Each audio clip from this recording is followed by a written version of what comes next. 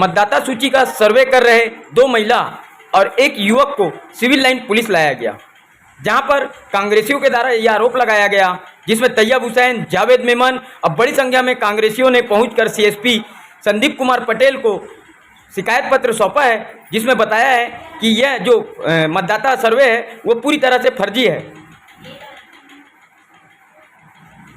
थोड़ी ही देर बाद धीरे धीरे ज्ञापन देने के बाद जैसे ही भाजपा के कार्यकर्ताओं को इसकी जानकारी लगी, सिविल लाइन थाने में पहुंचने लगे। उसके बाद देखिए किस तरह कांग्रेसी पक्ष के और भाजपा पक्ष के लोग आपस में भीड़ पड़े, जिनको समझाइश देने के लिए पुलिस ने उन्हें थाना परिसर से बाहर किया।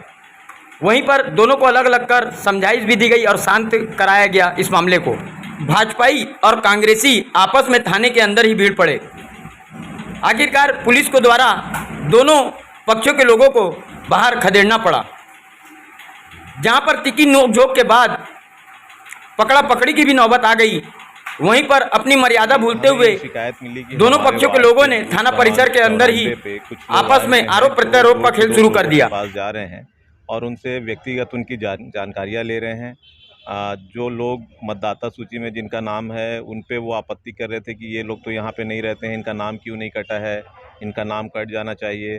उसके बाद वो लोग कहने लगे कि इस सरकार में चाकूबाजी की घटनाएं ज़्यादा हो गई हैं, आप इसमें क्या कहते हैं, पिछली सरकार अच्छी थी, वो अपराध पर अंकुश लगाकर रखती थी।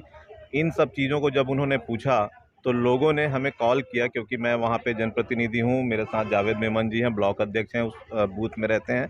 तो लोगों ने हमको कॉल किया तो हम गए तो पता चला कि ये बगैर अनुमति के, क्योंकि ये काम या तो निर्वाचन आयोग कर सकता है या फिर राष्ट्रीय राजनीतिक दल के वो व्यक्ति जो बीएलए के रूप में नियुक्त होते हैं निर्वाचन आयोग के द्वारा, वो ये काम करते हैं मतदाता सूची का सत्यापन स्थल पे जाकर। लेकिन ये लोग अवैधानिक तरीके से काम कर रहे थे। जब फील्ड में काम करने वाले 3 लोगों से हमने पूछा कि ये काम किसका है, तो उन्होंने किसी अनामिका दुबे का नाम बताया और उनका नंबर दिया। उनसे बात हुई तो उन्होंने भी कोई अनुमति की कॉपी नहीं दे पाने का बात किया और बताया कि मुझसे ऊपर एक सर हैं, उन सर का उन्होंने नंबर दिया, उन्होंने नाम नहीं बताया। सर से बात हुई तो वो भी अनुमति नहीं दिखा पाए, कोई आई कार्ड होने की बात वो बता नहीं पाए, मुझे टालते रहे। जिसके बाद हम लोग यहाँ थाने में आए हैं। ये इसलिए महत्वपूर्ण हो जाता है सर, क्योंकि पिछले विधानसभा चुनाव के ठीक 7-8 महीने पहले 55,000 के लगभग मतदाताओं का नाम विलोपित कर दिया गया था। और वो विलोपित करने के लिए जब हमने फाइल को देखा तो उसमें भारतीय जनता पार्टी के जो बीएलए नियुक्त थे उनकी अनुशंसा पर ये नाम काट दिए गए थे। तब हमने आपत्ति की और फॉर्म 6 भर करके हमने लगभग 38,000 लोगों का नाम वापस जुड़वाया था।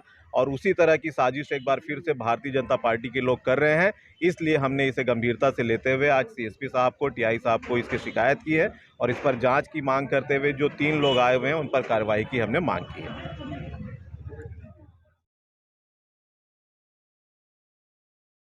वहीं पर सिविल लाइन प्रभारी प्रवेश तिवारी का कहना है कि 3 लोगों से अभी पूछताछ चल रही है और जिनके जिनके नाम सामने आएंगे उनको भी थाने बुलाकर पूछताछ की जाएगी। घर घर जाकर कुछ मतदाता सूची को लेकर कुछ सर्वे कर रहे हैं, कुछ क्वेश्चनेयर लेकर वहां पर उनसे मिल रहे हैं, उनसे बातचीत कर रहे हैं।